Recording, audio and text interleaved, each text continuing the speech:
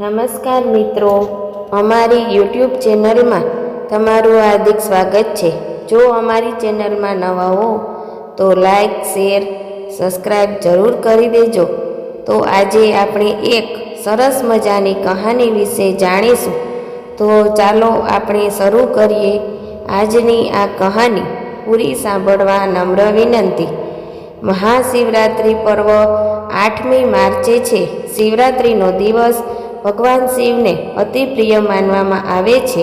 ત્યારે ભગવાન શિવે ધારણ કરેલ રુદ્રાક્ષ અંગે વડોદરાના જ્યારે શિવજીનું સ્મરણ કરતા હોય ત્યારે અચૂક રુદ્રાક્ષનું સ્મરણ થાય જ।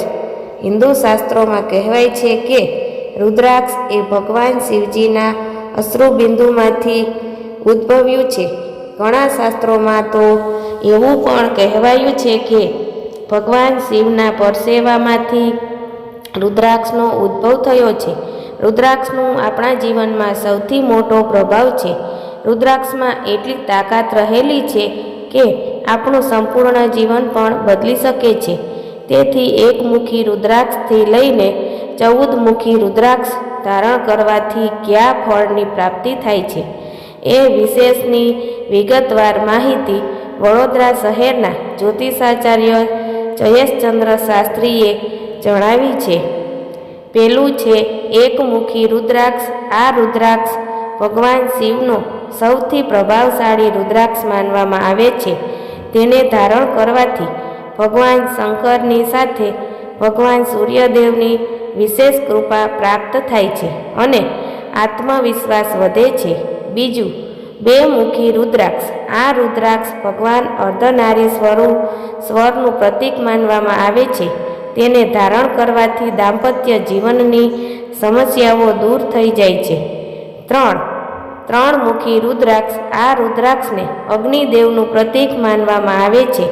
વિદ્યા સિદ્ધિ માટે ધારણ કરવામાં આવે છે।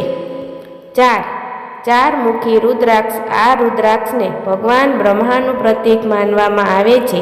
તેને ધારણ કરવાથી ધર્મ, અર્થ, કામ અને મોક્ષની પ્રાપ્તિ થાય છે। પાંચમુખી રુદ્રાક્ષ।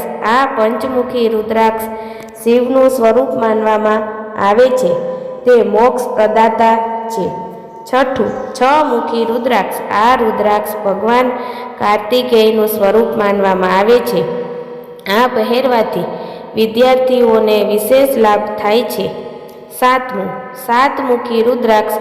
આ રુદ્રાક્ષ અનંગ સ્વરૂપ છે। તેને પહેરવાથી લક્ષ્મીજીની વિશેષ કૃપા પ્રાપ્ત થાય છે। આઠમુખી રુદ્રાક્ષ। આઠમુખી રુદ્રાક્ષ ભગવાન ભૈરવનું પ્રતીક માનવામાં આવે છે। તેને પહેરવાથી અકાળ મૃત્યુનો ભય દૂર થાય છે। નવમુખી રુદ્રાક્ષ। આ રુદ્રાક્ષને 9 દેવીઓનું પ્રતીક માનવામાં આવે છે। તેની ધારણ કરવાથી 9 દેવીઓના આશીર્વાદ મળે છે। દસમુખી રુદ્રાક્ષ। આ રુદ્રાક્ષ ભગવાન વિષ્ણુનું પ્રતીક માનવામાં આવે છે। તેને ધારણ કરવાથી ભગવાન વિષ્ણુની કૃપા પ્રાપ્ત થાય છે।